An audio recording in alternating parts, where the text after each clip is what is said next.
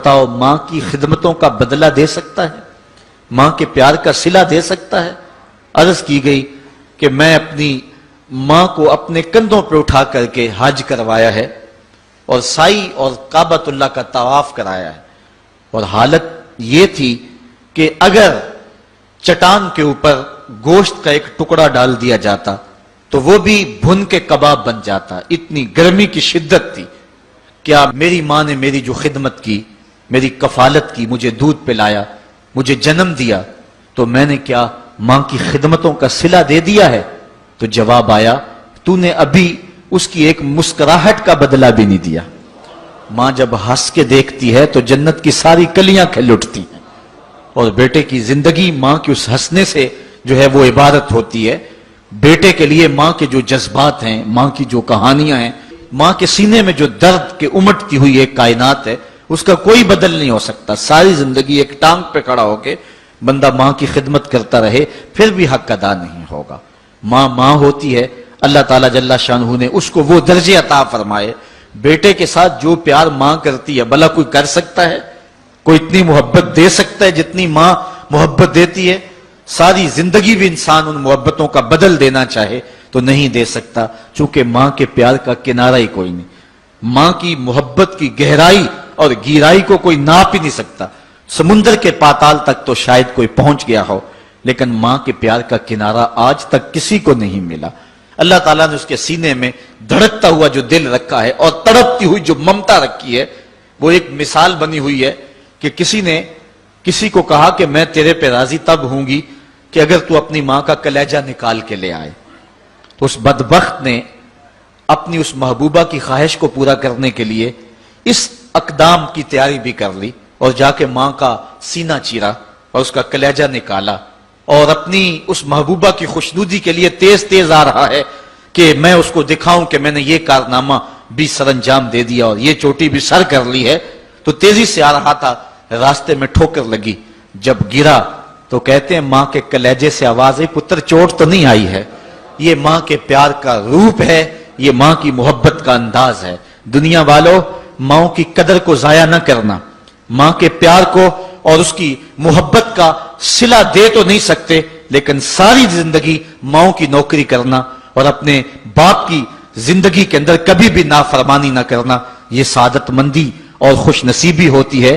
حضور نے منبر کی 3 سیڑھیوں پہ قدم رکھتے ہوئے آمین آمین کہا تھا، تو بعد میں پوچھا گیا حضور آپ نے ہر سیڑھی پہ قدم رکھتے ہوئے آمین کہا تو یہ کیا ماجرا تھا؟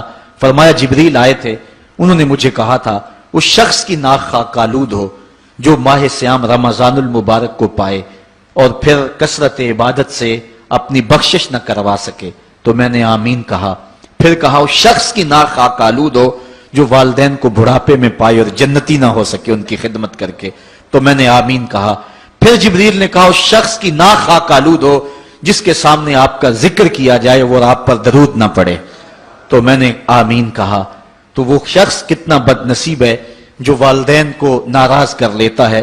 میں کہتا ہوں ساری کائنات ماں کے قدموں تلے ہے، بلکہ میرے محبوب نے جنت کو ماں کے قدموں تلے قرار دیا۔ الجنت تحت اقدام الامہات، جنت ماں کے قدموں تلے ہیں۔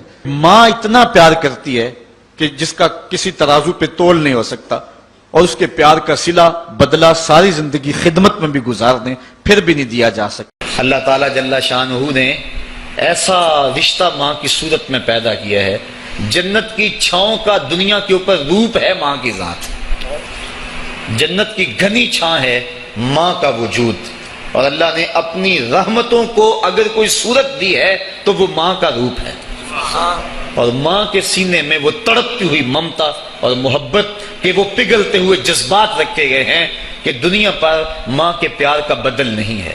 میں کہا کرتا ہوں آج کوئی شے بھی خریدنے نکلیں تو آپ وثوق سے نہیں کہہ سکتے یہ خالص ہے، ہر شے 2 نمبر دستیاب ہے، ہر شے میں ملاوٹ ہے، لیکن ایک چیز آج بھی ملاوٹ سے پاک ہے اور وہ ماں کا پیار ہے۔ ماں کی محبت آج بھی کھری ہے اور آج بھی اس میں کوئی ملاوٹ نہیں ہوئی۔ بچہ بوڑھا بھی ہو جائے لیکن ماں کے لیے وہ بچہ ہوتا ہے، ماں کی دعائیں اسی طرح اس کے لیے ہوتی ہیں، اور بچہ آغوش مادر میں آ کر پھر طفل سادہ رہ جاتا ہے۔ یہ ماں کا پیار اور ماں کی محبتیں ایک شاعر نے ماں کی محبت کا نقشہ کھینچتے ہوئے کیا خوبصورت بات کہی. وہ کہتا ہے مدت ہوئی میری ماں نہیں سوئی تابش، میں نے ایک بار کہا تھا مجھے رات کو ڈر لگتا ہے. کہا سحری کے وقت میں نے ایک بار اٹھ کے رات کو چونک کر کہا تھا مجھے رات کو ڈر لگتا ہے. مدت ہو گئی اس بات کو، یہ قصہ پرانا ہو گیا ہوا ہے، مجھے بھی بھول گیا ہوا ہے، لیکن میری ماں رات کو نہیں سوتی، میرے بیٹے کو کہیں ڈر نہ لگ رہا. یہ ماں کے پیار کا روپ ہے. علامہ اقبال جب ان کی والدہ انتقال کر گئیں تو وہ دیار غیر میں تھے، تو اس وقت انہوں نے ایک طویل مرثیہ لکھا اپنی ماں کی یاد میں، جس کا عنوان ہے والدہ مرحومہ کی یاد میں.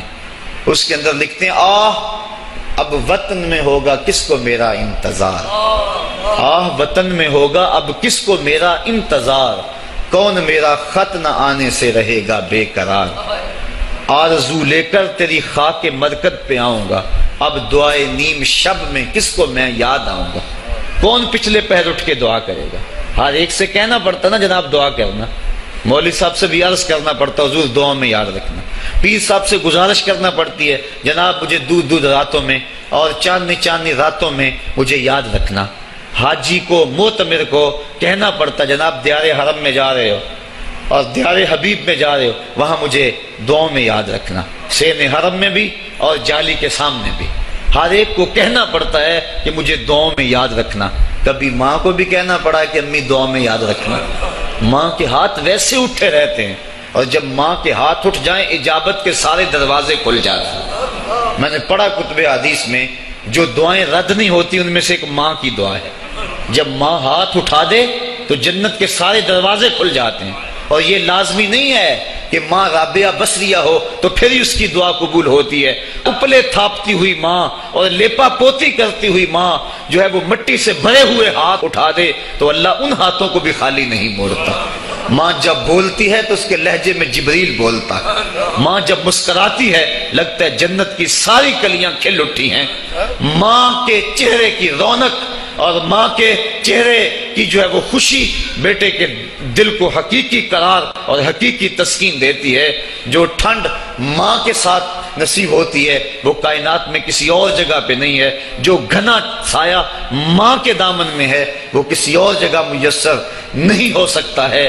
وہ کیا کہا تھا کسی نے کہ 5 اسٹار ہوٹلوں میں کھانا کھانے میں وہ لذت کہاں جو چولہے پر بیٹھ کے ماں کے ہاتھوں سے پکی ہوئی چپاتیاں کھانے میں آتا ہے. عالی جناب حضرت صاحب کیا کیا اسٹیٹ سیکرٹری نام لیتے ہیں، لیکن وہ لطف کہاں جو ماں اوئے ببلو اوئے پپو اور اوئے مٹھو کہہ کے پکارتی ہے. جو مٹھاس ان لفظوں کے اندر ہے وہ بڑے اور بھاری اور بھرکم الفاظ اور خطابات کے اندر کہاں ہے. اونچی کرسی پہ بیٹھنے کا وہ لطف نہیں ہے جو ماں کے قدموں میں بیٹھنے کا ہے. اللہ نے ماں کے روپ کے اندر ایک محبت اور ایک الفتوں کا ایک ایسا دریا دیا ہے کہ جس کے اندر انسان جب جاتا ہے تو اس کے دکھوں کے سارے میل دھل جاتے ہیں اور وہ بالکل آسودہ ہو جاتا ہے. یہ ماں کا روپ ہے، یہ ماں کا پیار ہے. تو ماں کا بچھڑ جانا، اس دنیا سے چلے جانا، یہ ایسے ہی ہوتا ہے جس طرح کوئی بندہ گھنے سائے میں کھڑا ہو تو اچانک اس کو دھوپ میں کھڑا کر دیا جائے، پھر اسے پتا چلتا ہے کہ کتنا گھنا سایہ تھا. جس طرح درخت ساری دھوپ اپنے اوپر سہتا ہے اور جو اپنے نیچے کھڑا ہو اس کو ٹھنڈک دیتا ہے، اسی طرح ماں باپ سارے دکھ اپنے اوپر سہتے ہیں لیکن اپنی اولاد کو ٹھنڈک پہنچاتے ہیں. ماں باپ کے اس دنیا سے چلے جانے کے بعد پتا چلتا ہے کہ میں کتنی گھنی چھاؤں سے کس کڑاکے دار دھوپ میں آ گیا ہوں اور میری زندگی کے اندر کتنے دکھوں کا زہر گل رہا ہے. جو زہر پہلے ماں ہمارے قریب نہیں آنے دیتی تھی، جو باپ ہمارے قریب نہیں آنے دیتا تھا، وہ اپنی باہوں میں اور اپنے سینے میں ان غموں اور دکھوں کو سمیٹ لیا کرتے تھے. تو ماں کا بچھڑ جانا، ماں کا اس دنیا سے چلے جانا، یہ بہت بڑا سانحہ ہوتا ہے.